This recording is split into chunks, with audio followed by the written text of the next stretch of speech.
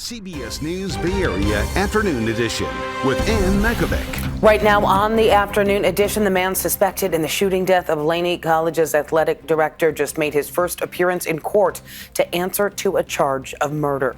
Thanks for joining us this Tuesday. We begin with new developments in the killing of legendary Oakland football coach John Beam. Here is our first look at the still photo of the suspect in court this morning. Cedric Irving Jr. did not enter a plea that will be postponed until his next hearing on December 16th. But Irving, in the meantime, will be held without bail. Family members of Coach Beam attended today's hearing, including former NFL running back and Oakland native Marshawn Lynch. Cedric Irving was arrested on Friday at the San Leandro BART station after police used security cameras to track his movements. According to court documents, Irving was found with a gun in his bag and confessed that that was the gun that he used to shoot Beam. The Chronicle citing sources saying that Irving told investigators he thought Coach Beam used witchcraft on him, but officials have not confirmed a motive yet. Beam's murder was the latest in a string of gun violence incidents in Oakland. The day before Coach Beam was shot, there was a shooting at Skyline High School in Oakland, and in just the past hour, students at Skyline walked out to protest violence on campus. There are walkouts planned at multiple other Oakland high schools today. Our reporter Kelsey Thorad is there. She's going to have more from students coming up at 5. We are going to continue to follow this developing story throughout today. You can find updates as they happen on our website, kpix.com, and on the free CBS News app. Happening tonight, the Oakland Police Department will be asking for $2 million to expand its flock camera program. The department says cameras help them track down suspects and played a critical role in the arrest of the Laney College shooting suspect. If approved, the $2 million will extend the flock camera contract for 2 years. OPD also wants to expand the program to tap into privately owned cameras. They say this will help reduce crime. We can talk about arrests, we can talk about firearms that we've gotten through this system. We do have those, but I don't measure our success based on our arrests. I'm measuring our success based on a change of behavior, and that's what we've seen. Community groups led by the Anti-Police Terror Project rallied against the cameras today. They are calling on the city to spend the money on other crime reduction policies. We keep investing in the failed systems of policing, surveillance, and incarceration instead of in our humanity, social services, and the people. So we are here to say, if in fact you got $2.25 million to spend on public safety, then our demand is that you spend that on things that actually keep us safe. If the item passes out of committee tonight, it heads to the full city council in December. Well, now to a wild high-speed crash on city streets in San Francisco. It was all caught on surveillance video. This is new video just in the Marina District. Video from a nearby gas station shows the moment a truck speeds through the corner there. It smashes into several cars. This happened at Broderick and Lombard Street this morning. Sparks flying on the impact. And video here from San Francisco Fire Department shows a closer look at the damage. You can see 3 mangled cars. 2 of them are on the sidewalk, and from a different angle that we have here from the back, you can see that there's a pickup truck that is wedged there at that building that is next to the La Luna Inn. And some guests in the hotel there say that the crash felt like an earthquake. One guest was hurt, but thinks he's lucky to be alive. We were in the next room over from where it went into the building, and I guess that guy that was the only reason he's still alive is he was in the bathroom. Where his bed was right where the truck went in, and he was in the bathroom at the time when it came in. That hotel guest was taken away in a stretcher, but no serious injuries. Building inspectors are on scene to take a look at the damage there. Fire crews are asking people to avoid the area.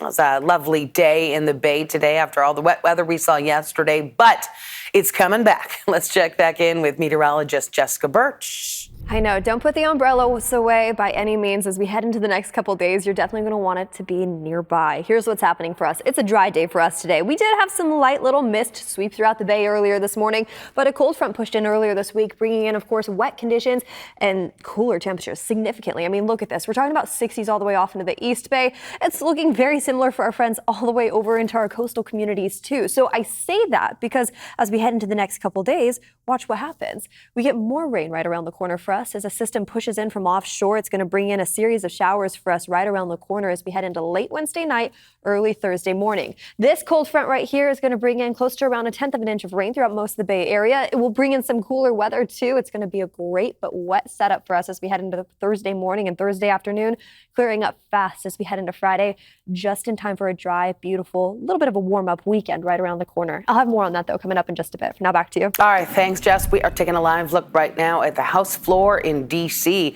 where representatives just voted overwhelmingly in favor of a bill to force the Justice Department to release its files on Jeffrey Epstein. Arguments for and against the release of the files have been continuous for months, very contentious as well. But President Trump over the weekend announced that he would support the release of the files and asked Congress to vote in favor of it.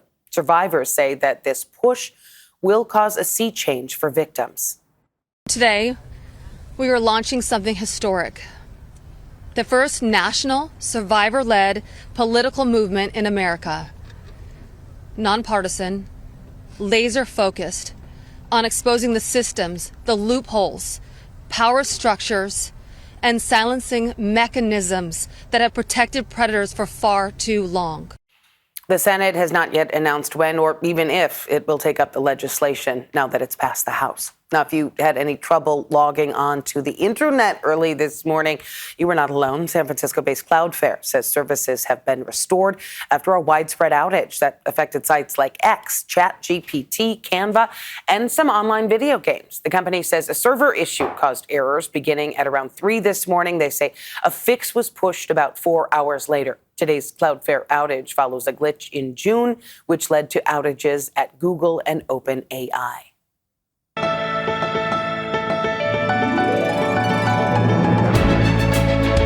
Well, every day, thousands of Bay Area families struggle to make ends meet. Then each holiday season, CBS News Bay Area teams up with our local food banks to help fight food insecurity. And we are kicking off our Food for Bay Area Families drive this year at Second Harvest Food Bank, Santa Cruz County, which is actually the state's first ever food bank. Veronica Macias has been there all morning, joining us live now from Watsonville. And good afternoon. Yeah, we've been here all morning. It's really been a privilege to see how all of these people come together, good people that are helping fight hunger in our communities. I'm joined by Mary Casey. You are the People and Culture Officer for the Food Bank. Who are the people that are coming to ask for assistance here? What are the faces? What do they look like? You know, it really is, anyone can be in need of assistance, and that's really the message we want people to know. It's seniors, it's working families, it's everybody. We have people who are in our lines today who are our donors last year. You know, we're all so much closer to needing support than we think, and so that's why we all come together as a community to support everyone. And really paint a picture for us. Some of the numbers hard to wrap your head around. Some 70,000 people that you assist, 1 out of 3 people in Santa Cruz needing help. Why is the situation getting harder and harder, budgets tighter for people? Well, and it was 70,000 before all of this, so I'm sure the number is much higher now, but you know, prices are high. This time of year, people are off work from agriculture and other areas.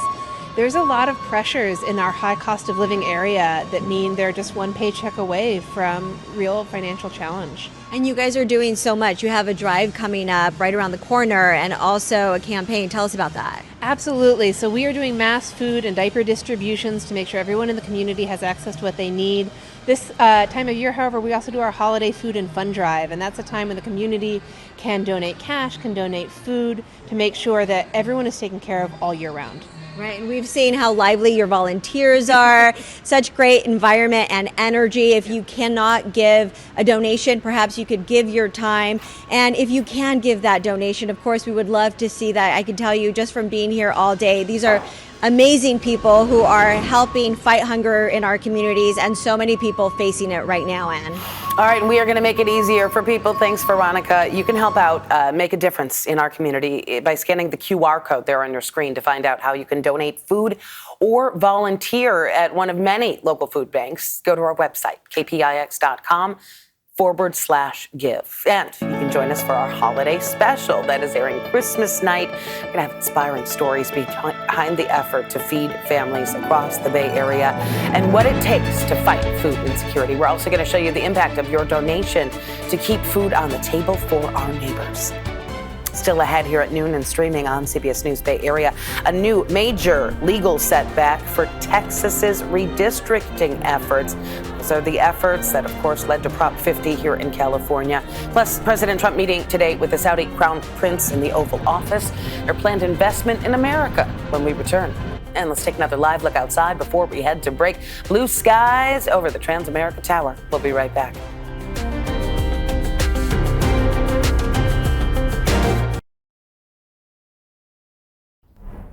New at noon, a federal court has just blocked Texas from using its new congressional map for the 2026 midterm elections. A panel of judges ruled that the Republican-drawn map, which aimed to add 5 GOP seats in the House, unfairly weakened Black and Hispanic voter influence. So Texas will now revert to its previous district lines. The ruling, though, is likely to be appealed. Now, though, seen as a major setback for President Trump and Republicans, the Texas effort inspired California's recently passed Prop 50, which redraws our maps with the goal of flipping 5 seats for Democrats. The Crown Prince of Saudi Arabia met with President Trump in the Oval Office today. It's not considered an official state visit since the Crown Prince is not the official head of state. He did announce Saudi Arabia is planning to invest $1 trillion in the U.S. All right, back to our first alert weather now, taking another live look outside. It is a really lovely day. Meteorologist Jessica Birch has more on that and the changes, of course. Oh, I know. Enjoy this dry day while we have it. It's going to look a lot different as we head into the next 48 hours. We have another cold front pushing right around the corner from offshore, and that's going to bring in cool temperatures once again and cool conditions and wet skies right around the corner. Here's what it's going to look like as we head all the way into our Thursday morning forecast. This cold front pushes through, bringing in light to moderate rain. Not a chance of thunderstorms necessarily, but what we're going to keep a close eye on is these rainfall totals. And as you take a look at our daytime highs today, we're sitting in the 60s. Tomorrow, we're going to sit in the 60s. We're down to the 50s as that cold front approaches, heading into our Thursday forecast. We could see anywhere up to around 1/10 of an inch of rain accumulate as we head all the way over into places like Antioch and up into Napa as we make our way into our Thursday forecast. And that's what we're going to keep a close eye on. So let's just time that storm out a little bit more. It is a dry day for us today. It starts dry tomorrow. This is just around 3 o'clock tomorrow afternoon. For Wednesday, once we head into our Thursday forecast, notice how early in the morning hours, just around 1, 2, 3 a.m., the bulk of that storm system pushes in. That first band of showers sweeps throughout the whole Bay Area, pushing into the Sacramento Valley as early as 5 a.m. So many of us are going to be sleeping. We'll wake up to the smell of rain, but we still have lingering showers into that early morning commute hours. So from 7, 8, all the way into 9 a.m., we'll deal with on and off showers. The roads will be slick from earlier that morning. And then once we head all the way into Thursday evening, that storm system continues to track to the south. We are going to dry up fast, though, once we head into Friday, Saturday, and Sunday. It'll be a beautiful weekend right around the corner, but we're not done with the rain just yet. Wednesday night, Thursday morning, that's what we're gearing up for right now. And notice how temperatures dip a little bit more too. We're in the 60s all week long with the exception of Thursday once that system pushes through. Once that cold front moves away, we still are left with cloudy conditions on the back end. So Friday, Saturday, and Sunday, it'll look similar to what we're seeing right now. You have that live look behind me, by the way. We're seeing some clouds in the forecast for us. Nothing too crazy. It is a dry day for us today. Partly cloudy skies. Thursday, even in our inland spots, we're also going to jump down to the 50s, but then we get right back up to where we should be in the mid-60s with partly cloudy conditions heading into this weekend. Back to you. Thanks, Jess. The Niners offense rolling again. Vern Glenn has more on the star player who benefited from the return of Brock Purdy. This is the Audi Red and Gold Report. The 49ers got a 41-22 win over the Cardinals on Sunday, but unfortunately, they did not leave Arizona fully healthy. Linebacker Tatum Bethune is expected to miss multiple weeks with a high ankle sprain.